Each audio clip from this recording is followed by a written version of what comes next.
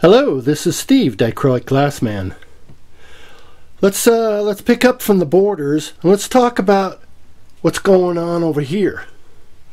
Every day, more and more people are getting into the action of doing these lantern lamps. Kind of interesting. I've never made one.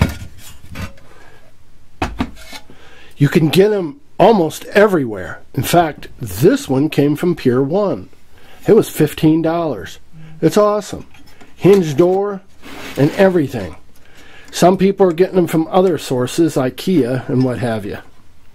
And they're very easy to utilize or to make the pieces for and craft these things. They're very enjoyable in that it's a quick project.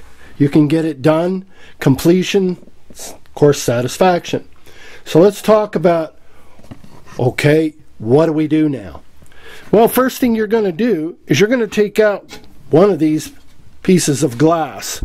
It's going to give you an accurate assessment of the size that you're messing with. In this particular case, it measures 5 1/8 inches across and 8 1/2 inches down. So I made myself a jig. I put it inside of there to give myself an idea of how much room I'm going to need. But in actuality, I would like to see people make it 1/8 of an inch. Instead of 5 1/8, make it 5. It allows you to put a zinc around the edge or your copper foil. In other words, it gives you some breathing room. You're not going to want to go cut this thing down 1/8 of an inch or a 1/16 of an inch. Allow yourself some room, because as you can see in the inside of here, there is adequate room for you to do that. You've got enough room with this relief here, this profile, to hide a good amount of glass. Literally, you can be off. Well, let's don't get crazy on that. Let's just keep it within 1/8 of an inch.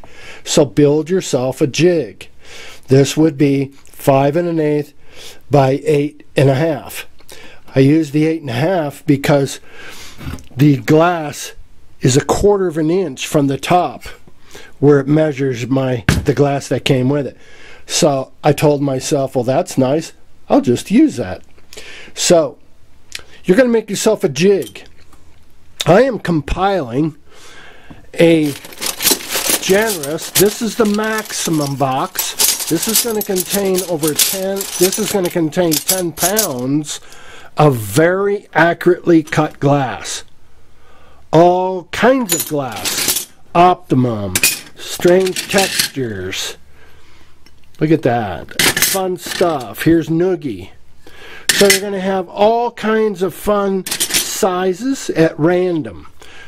Some more organized, perhaps these, such as these 2-inch squares and 1.5 inch squares. They're going to come in all kinds of colors and textures and strips. This is Everglade. For some folks, they've never seen some of these textures. Here's Flute. Flute's gorgeous.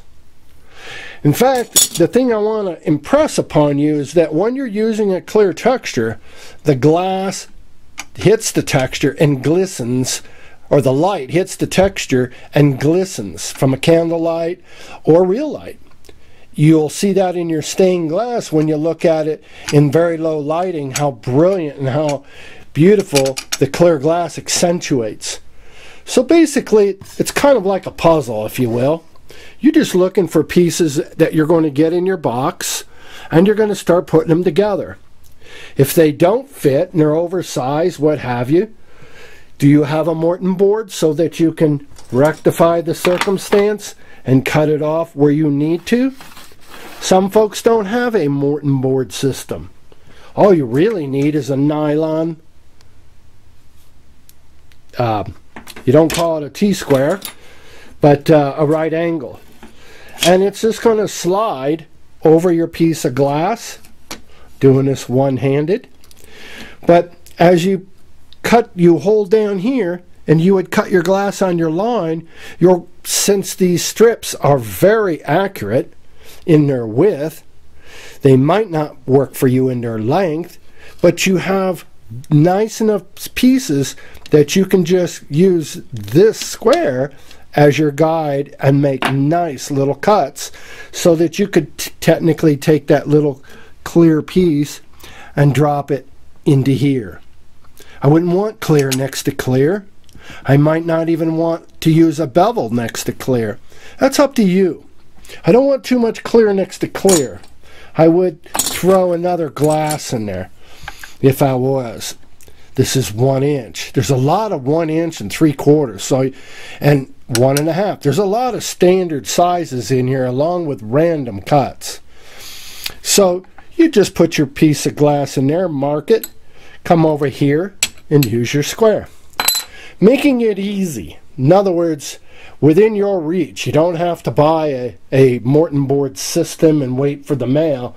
Basically, with this box, creating yourself a square jig, whether you use wood strips or aluminum with holes drilled in them, like are already supplied.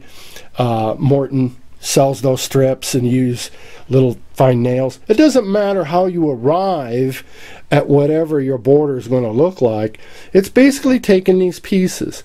All kinds of bevels work. Jewels work. Round globs. But basically you get the idea here is that with a jig, you can really put these things out in a very nice, accurate way, utilizing some of this glass. Now this glass may not supply all your needs.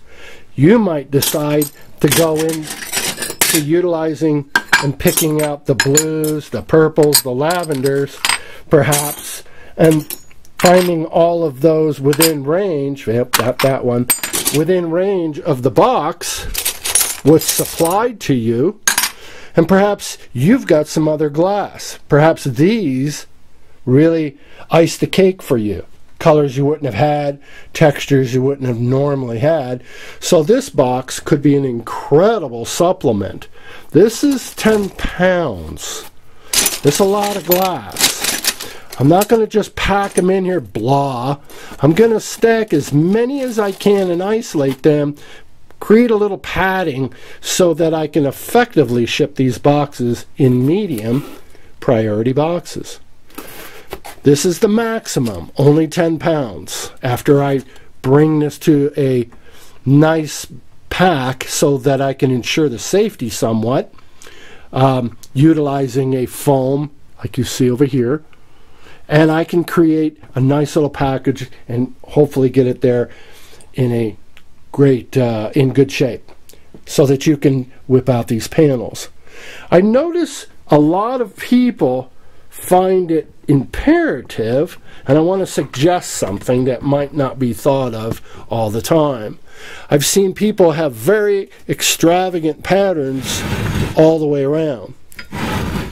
What I might suggest, utilizing this for your front, because the back is smaller, because it has a gate, that door that holds it in, so it's going to be a little smaller. I would call this the front, and let's say you do have random colors. I would entertain the idea of a solid color, and a solid back. Therefore, your labor is really only in the front if you're looking like that way. Just an idea. So you can pick up an amber off of the design, and you can have a gold on this side, an earth tone on this side, and a flesh on the back. You can still randomize it. You don't have to have same solid colors and 3 sides. You don't have to.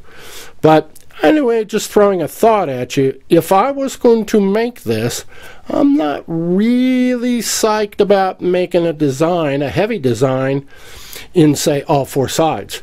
I might come over here and just, let's draw it on. I might just do something simple on one side to kind of break it up, just so it ain't straight. And maybe on this side, you might have just a circle in it going across, and maybe that going across right there might be a clear texture so it glistens. It's not imperative that you really get detailed on all 4 sides, and maybe you just like the simplicity of this Maybe one more cut, kind of coming down.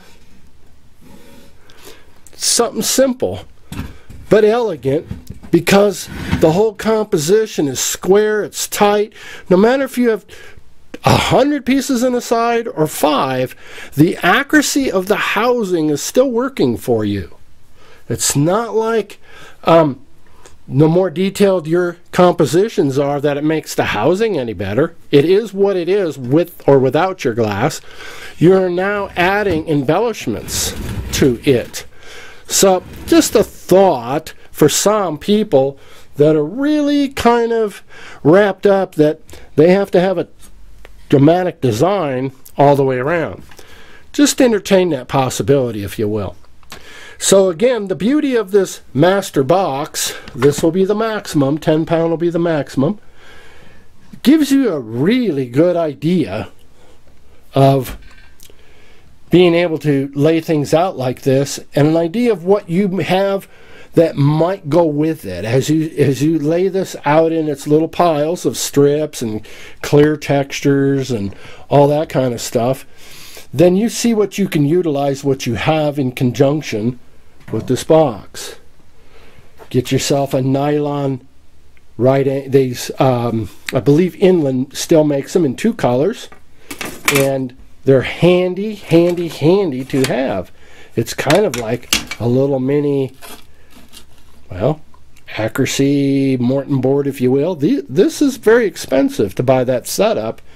This might cost you $9, and all you got to do is trim your pieces out. You just got to be accurate and hold it down nice and solid so that you can get your cut. So this is a wonderful way of arriving at accuracy that you might not have thought of utilizing as a cutoff edge. I mean, literally on your table loosely, without having any kind of jig setup like the Morton board. So some thoughts about the lantern lamps that everybody's getting into. A lot of folks, I should say, not everybody. I mean, you're going to have, this is a craft item. This is not necessarily considered a fine art. It's a craft. So, a lot of fun, easy, very rewarding because you can get them done quickly. So, win-win. Yoo-hoo! Hey, thanks for watching. Bye-bye.